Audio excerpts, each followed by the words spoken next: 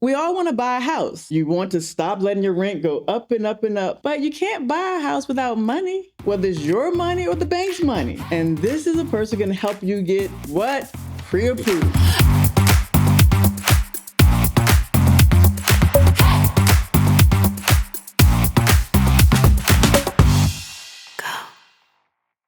So LaTisha, Elliott, tell us about yourself. As you know, my name is LaTisha Elliott. I am a mortgage broker, a loan officer broker. After over 2 decades in education, I took that leap of faith and became a loan officer broker. What does that mean, loan officer broker? Loan officer broker basically means that you have access to me from the start throughout the finish of the loan. So Okay. I am the liaison between the borrower, the lender, the real estate agents, the appraisal management company, the title company. I am the one who collects all of the paperwork.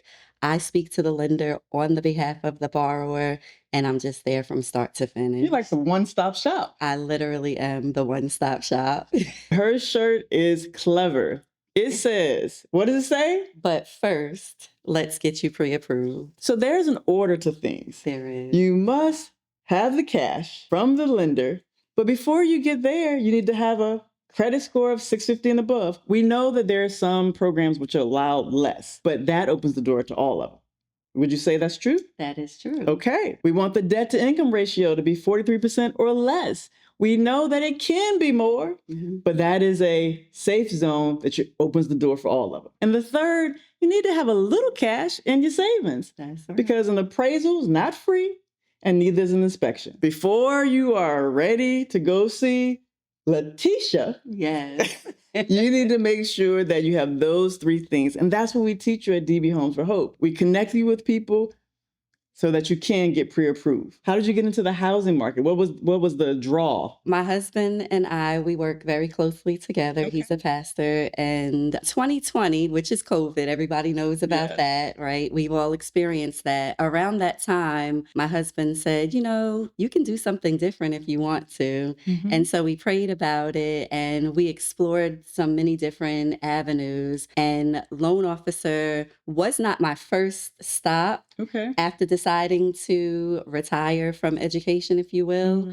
But this is where I landed in order to help our business and what we do in ministry to move forward. So I consider myself to be a lifelong learner. So now I say I educate people in a different way. Absolutely. And that's exactly what I was about to say. Because if a person is coming into home ownership for the first time, they have lots of questions and you're still teaching. You're just teaching a different subject. So what would you say is your ideal customer, your ideal client, the person who's coming to you and they're all set? My ideal client is any client who is willing to do the work. You do not have to have a perfect circumstance in order to become a homeowner. Right. If they can envision themselves being a homeowner or being an investor, then that is the ideal client that I would like to work with. Now, of course, that would have to come with the ability to communicate, the ability to stay connected, the ability to be consistent. So you don't want them to ghost you?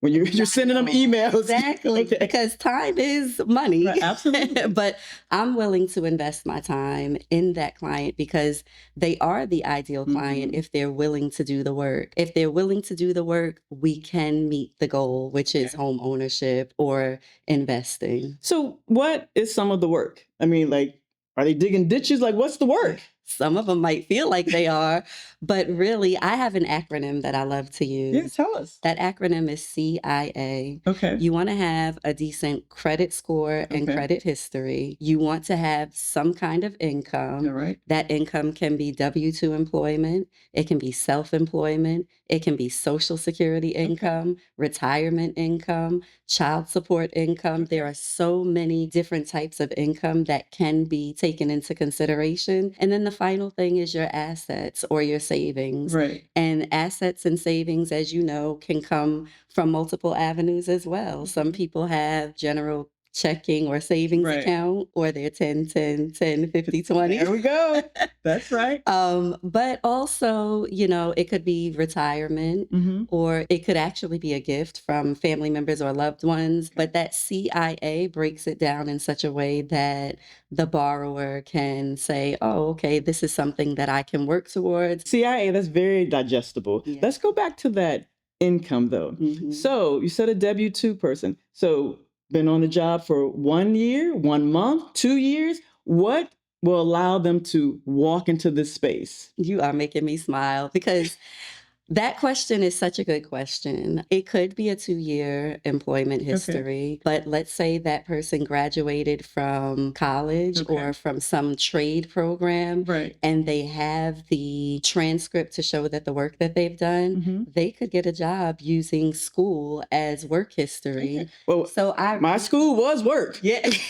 Yes, it was. And I've had the pleasure of helping multiple new homeowners get into home ownership that way, whether it's nursing, data technician, engineering, business, marketing, etc. So the answer is it depends, but on average, what is it? A 2-year work history. Yes. All right. And it can be 1 year on this job and 1 year on your current job, or concurrently. Yes. So what are some of the pitfalls? Because the ideal person has the C.I.A. What are some of the pitfalls that we want to tell people to avoid as you go into this housing? One of the things that stick out to me, first and foremost, is do not shop with emotion. Right. You want to know before you go. Make a list, make your pros and cons list, and know what you can afford. Get pre-approved, but also don't get caught up in the shiny things. If this is your first home, it's okay. The second or third home is going to come later, but allow yourself to be pre-approved, know where you stand, and then don't shop with emotion. Right. So no mini mansions is what she's trying to say. Get a house that your family is going to be comfortable and that your pocketbook can afford. Yes. Because we don't want you to be house poor. Then you're not going to coming back. What am I going to do? I can't pay the mortgage. That's a hurt box. I mean, that is no good. What are some of the success stories? And they've already seen and heard about Linwood. He had his own episode already. Nice. Yes, he is definitely one of my success stories. I would say as a certified veterans lending specialist, it has been an honor to help multiple veterans with home ownership. And a lot of people don't realize that as a veteran, if you are 100% disabled and permanent disabled, then you do not have to pay property taxes. And that's in the state of Virginia and also in the state of Texas. So I had a veteran who was diagnosed with pancreatic cancer. He's a survivor, thank God. Lord, yeah. And because of that journey, he didn't think he was going to live. His scores were very low, but he had gone over a year with being responsible with getting things back in order. It just didn't show up in his scores. And the thing that I love about the VA and my role as a certified veterans lending specialist was that we were able to write letters of explanation to the underwriter, get those exceptions, and he and his family are homeowners. Oh, that warms my heart. As a fellow veteran, that is great. Yes. Survived cancer and became a homeowner. Yes. What a win. Hopefully you guys are hearing that. You've got to tell your story. Tell your story. There's no cookie cutter way to become a homeowner. You can get there if you have the right people in your corner, if you do the prerequisites, get that credit score up, reduce your debt, build your assets, savings, and then you're ready. I have another success story. I had a young man, he's only 25. This one warms my heart as well. Wow, 25. Great. Yes, 25 years old, Davina. He came to me and he said, I want to buy a duplex. My dad is going to co-sign for me. We tried so many ways to structure this loan.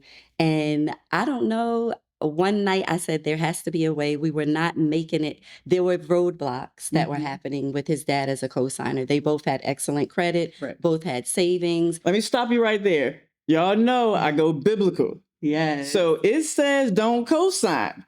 those roadblocks where the Lord said, no, we're not doing this. Yes, I'm in agreement with you. So what we found out is that FHA will not allow you to do a 3.5% if you have a co-borrower that's not going to live in the home. Right. And then conventional had its own guideline issues. So I was led by the Holy Spirit to restructure this loan.